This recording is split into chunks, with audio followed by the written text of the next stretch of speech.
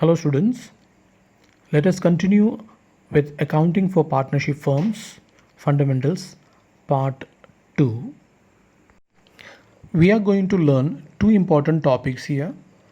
First is capital account of partners and the second one is profit and loss appropriation account. Let us take the first one. Now capital accounts. There are two methods of preparing capital accounts of partners. First is fixed capital account method and the second one is fluctuating capital account method. Now why these two different methods are followed? It is because if the capitals of partners are fixed, in that case it is necessary to prepare two different accounts, and in case of fluctuating capital account method there is only one capital account prepared for the partners. Let us see in detail how these two different accounts are prepared. Fixed capital account method. It is said that when the capitals of partners are fixed, it is necessary to prepare two different accounts. First account will be known as capital account, in which only the capital of the partner is recorded, and all adjustments related to partner, adjustment means that may be interest on capital, interest on drawings, salary, commission, etc., they all will be recorded into a different account called a current account. Therefore it is necessary to prepare two different accounts when the capitals of partners are fixed. The question will be very much clear about the nature of account, whether the capital account is fixed or fluctuating. So remember that under fixed capital account method, it is required to prepare two different accounts. Number one is capital account of partner and the second one is current account of partners. Now here the difference is that in capital account only the capital balance will be shown, and all other adjustments related to partners will be shown in the current account of partners. We will see that in detail in the following part. Look at this formats given here. On top you are given the capital accounts, and below that a current account of partner or partners are shown over there. Now why these two accounts are prepared? In case of the capitals are fixed, it is necessary to prepare two different accounts.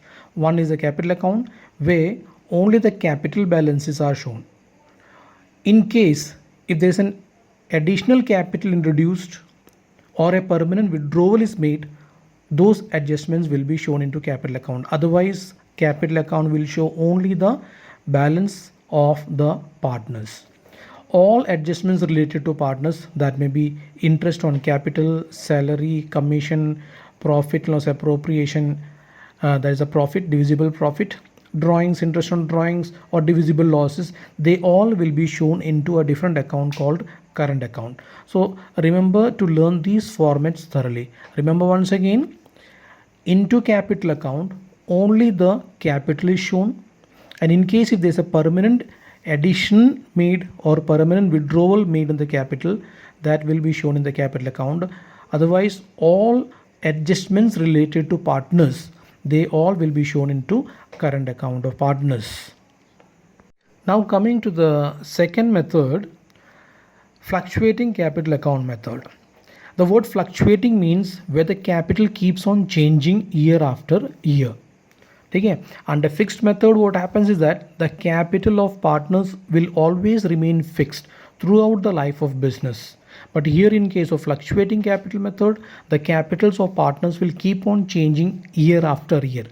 Why this is happening? It is because under fluctuating capital account method, only one account is maintained for partner, and that account is known as capital account of a partner or capital accounts of partners.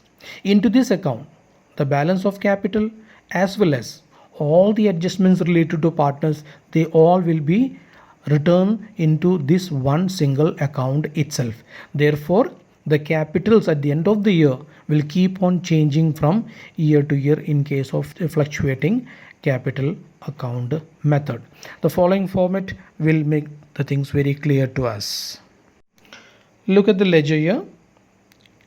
You are shown on the credit side on 1st January 2010 by balance BD or bank account. If suppose a partnership firm is old, then you write by balance BD. If suppose a partnership firm is new, you write by bank account. You look at the other items given below. On 31st December 2010, end of the year, by IOC, that means interest on capital, by salary, by commission, and by profit and loss appropriation account, means divisible profit. They are all the benefits that a partner or partners normally receives at the end of the year. Therefore, they are all credited to partners. So all these adjustments increase the capital balance of a partner. Look at the debit side. On 31st December 2010, to bank, to drawings account, to IOD means interest on drawings, to profit loss appropriation account, that is divisible loss. If suppose there is a loss in appropriation account, they are debited to partners capital account. The net difference will be known as to balance CD. So here we are seeing only one account here under fluctuating capital method, capital accounts. So the balance as well as all other adjustments, they are all returned into this particular single account itself.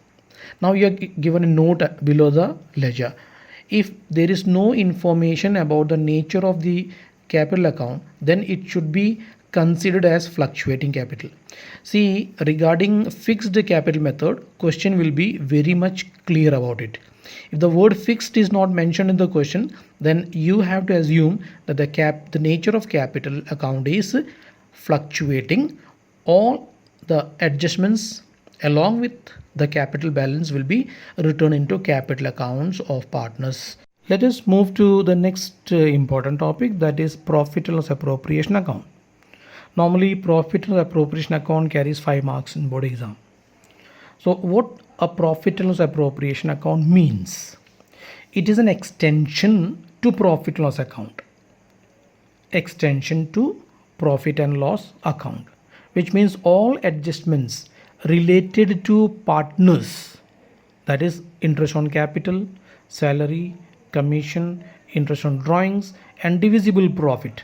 These are the adjustments supposed to be made for the partners. Therefore, they are all shown into profit and loss appropriation account. That is why this account is known as extension to profit and loss account. Let us learn some of the journal entries supposed to be made into or returned into profit loss appropriation account. You know how a profit loss account is prepared.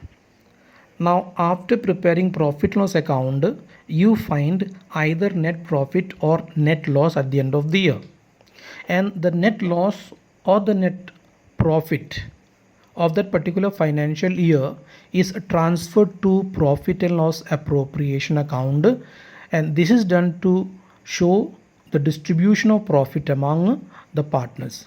Therefore, first item to be shown in the appropriation account is the net profit or the net loss. Suppose there is a net profit in profit and loss account, that net profit is transferred to appropriation as shown in journal entry number 1. Profit loss account debited to profit loss appropriation account. Narration is very important. Being profit transferred to profit loss appropriation account. Now if suppose there is a loss, net loss in profit loss account, that will be debited to profit loss appropriation account. The journal entry given is profit loss appropriation account debited to profit and loss account, being loss transferred to profit loss appropriation account. Now let us come to the third journal entry, that is the adjustments regarding interest on capital to be paid to partner, salary if payable to partner, commission if payable to partner, if mentioned in the partnership deed. In that case, first you have to show an adjustment entry for all those things. So here seeing entry number 3, IOC, that is interest on capital, salary, commission. These three items are credited to partners capital account. The entry is very clear here. IOC account debit, salary account debit, commission account debit to partners capital account. Narration being benefits credited to partners. Remember, these benefits are given only if the partnership deed is very clear. If the partnership deed is silent, in that case, no adjustment entries are to be made.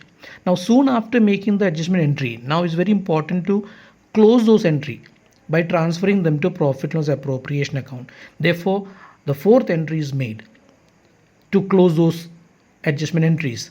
Now, for that, profit loss appropriation account is debited with all the other items, the benefits. They are to IOC, to salary, to commission.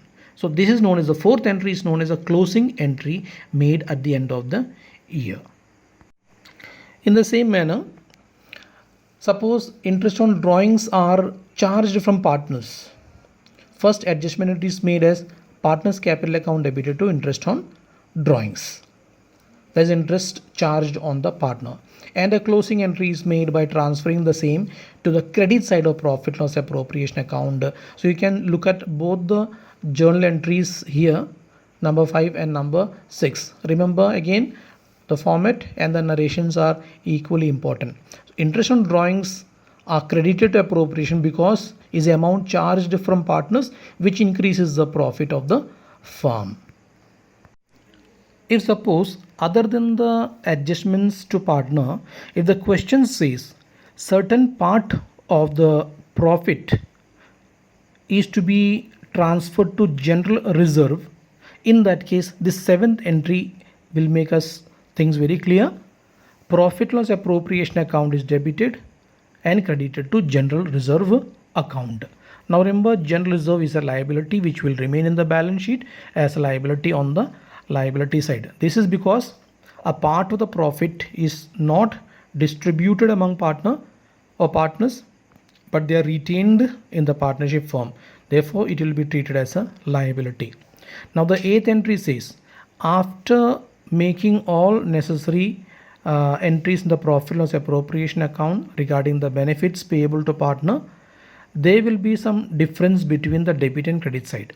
If suppose the credit side of appropriation exceeds the total of debit side, there will be profit, and we call that as the divisible profit. The difference between debit and credit of appropriation will be known as either divisible profit or divisible loss. Now this situation arises suppose the credit side is more than the debit side. This is known as divisible profit. On the other hand, if the debit side exceeds the credit side, that will be known as a divisible loss. Whatever the case may be, they got to be transferred to partner's capital account. The eighth entry shows if there is a divisible profit, in that case profit and loss appropriation account is debited and credited to partner's capital account or current account, either of the account. Why current? Current means if suppose the nature of capital is fixed, then the amount is transferred to the current account of partner. But on the other hand, if the nature of capital is fluctuating, the profit is transferred to capital account of partners. On the contrary, if suppose there is a loss, divisible loss, then the divisible loss will be debited to partner's capital account or current account, as the case may be, as shown in journal entry number 9. Now let us look at the format of a profit loss appropriation account. This account will make us things more clear about how the entries are to be shown into profit loss appropriation account. Now let us look at this profit loss appropriation account. This is a nominal account. Okay, now look at the first item on the credit side. It is written as by profit and loss account. This is net profit transfer from profit loss account at the end of the year. On the debit side, very first item is to profit and loss account. This is net loss transferred from profit and loss account here. So either net profit or net loss, both will not be there. One item, if net profit is given, then they are written on the credit side. If net loss is given, they are written on the debit side, either of the two. Now on the debit side, you see to IOC. IOC means interest on capital. This is an expense to the firm, therefore debited. To salary, again expense to the firm, debited. To commission account, expense to the firm, therefore debited. Okay, on the credit side by IOD is given. IOD means amount charged from partners, so it's an income for the firm, therefore written on the credit side. So we are following the rule of nominal account here. So it says that all expenses are debited and all incomes are credited. The net difference of the credit and debit will either be divisible profit or divisible loss, as the case may be. If suppose the credit side is exceeding the debit side, the divisible profit will be transferred to partners as to partners capital account or current account.